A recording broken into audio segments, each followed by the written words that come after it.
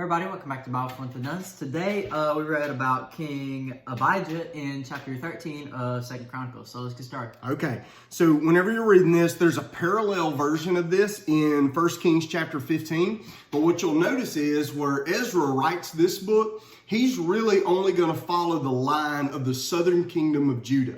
And he's really kind of hitting just the high points and connecting them always back to the temple and always back to the line of David. Why?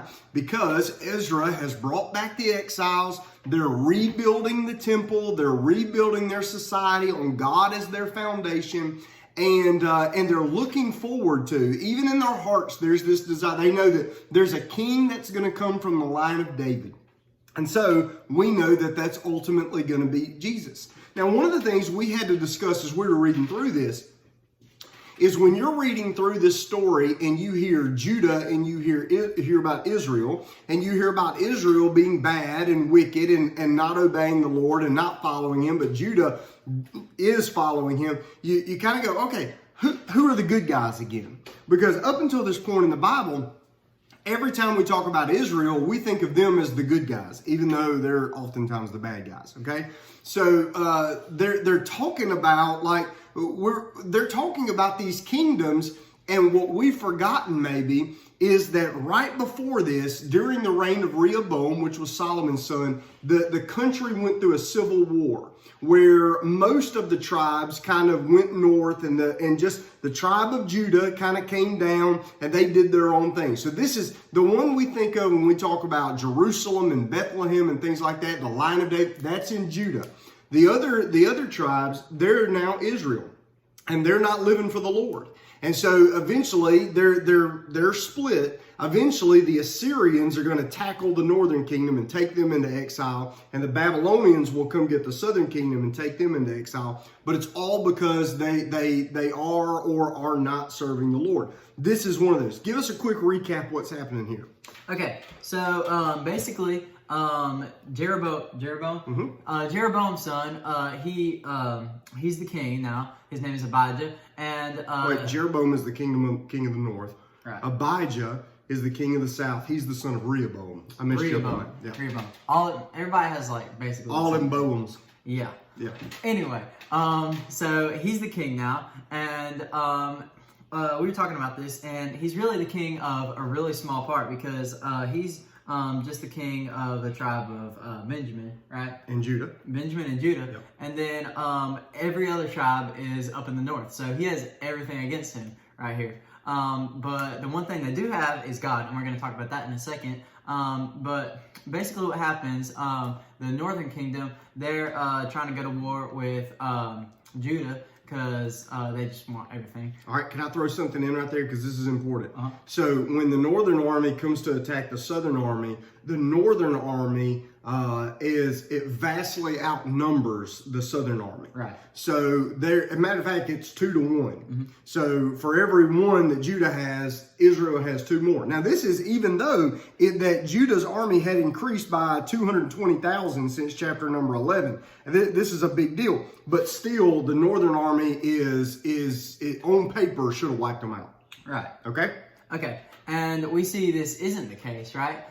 Because Abijah, he's up front, and he's giving them this big speech. He's saying, look, y'all have a ton of people, but I promise y'all don't want to fight us because we got God, and y'all know that he'll make us win every single time. And so while he's basically giving this big speech and telling them to go away, the northern kingdom, Israel, they have this big group of people marching around, and they're kind of coming around here, and they're trying to cut them off and trap them right there so that they can win.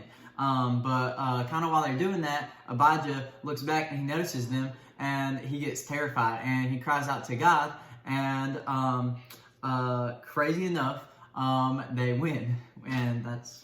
It's kind of like the Battle of Jericho. They win not because they're strong, but because God was on their side. That's right. What's interesting about this is there's a New Testament correlation to this, because the scripture says here, and Abijah cried out to the Lord, and the Lord stepped in, the Lord saved him. Well, the New Testament tells us that whosoever calls on the name of the Lord shall be what? Saved. Okay, now, when we get into this story, what's interesting is the way that Abijah's talking, by the way, his whole speech to this other army, you got to wonder what kind of motivated it. I think he probably saw how many people were out there, and at least a little part of him said, let me give this impassioned speech to kind of bluff my way out of this battle. Like maybe they won't attack if I bluff them and show them my confidence. I don't know. He eventually calls out to the Lord, so he puts his confidence in the Lord, which a lot of this goes into the fact that one nation, at least on paper, had said, we are going to serve God, whereas Jeroboam in the north said, we're not. He makes golden calf idols and says, we're going to worship these golden calves. And so one has said, we're not with God. The other says, we have. Now, the underside of this is Abijah talks a big game about he says, we are following the Lord and the Lord is on our side, when the reality of this may be that in 1 Kings 15:3, it says, and Abijah, he walked in all the sins of his father, which he had done before him, and his heart was not loyal to the Lord his God, as was the heart of his father David. So it's, yes, on paper, God was still their God, but in reality, he was not where he needed to be. This is a situation where it's easy for us to judge others on their actions and ourselves on our intentions. Like when you're reading verse number 10, he says, but as for us, the Lord is our God, and we have not forsaken him. Well, he's assuming a whole lot about himself, even though he would say, oh, I'm not where I ought to be. But he assumes that they're worse because he can see their sin. This is a classic case of judging the speck in your neighbor's eye versus the plank in your own. So you say, well, then why did God save anybody? Because somebody called out to him, and whosoever calls on the name of the Lord shall be saved. Now, what was your takeaway from this? Okay, so verse 18 is where my takeaway comes from. This is where they win the battle. It says, the Israelites were subdued at the time. The Judahites succeeded because they depended on the Lord, the God of their ancestors. So I really like how it puts this, saying they depended on the Lord, the God of their ancestors. So just because Abijah, he wasn't as faithful as his dad or his grandfather David, we still see God, even though all those faithful people were dead. Even in this time of need, we see Abijah coming to God, and God, he still keeps his promise to him, and God comes through and he saves him. That's right. Now, you made an important connection earlier before we started filming. Mm-hmm. You said that if God can be trusted way back then, that even though David was dead and Solomon was dead, that God was faithful to Abijah. Mm-hmm. Okay? You said that if he can be trusted way back then you brought it forward to today. What was your takeaway for yourself? If he could be trusted, if Solomon and David could trust him then, and he's still the same when Abijah calls out to him, then when all of them call out to him, he should still be the same now when we call out to him. That's right, because still today, David is dead, Solomon is dead, Abijah is now dead, but whosoever calls on the name of the Lord shall still be what? Saved. Boom. All right, we'll see you tomorrow in chapter number 14. Let's keep reading. Bye.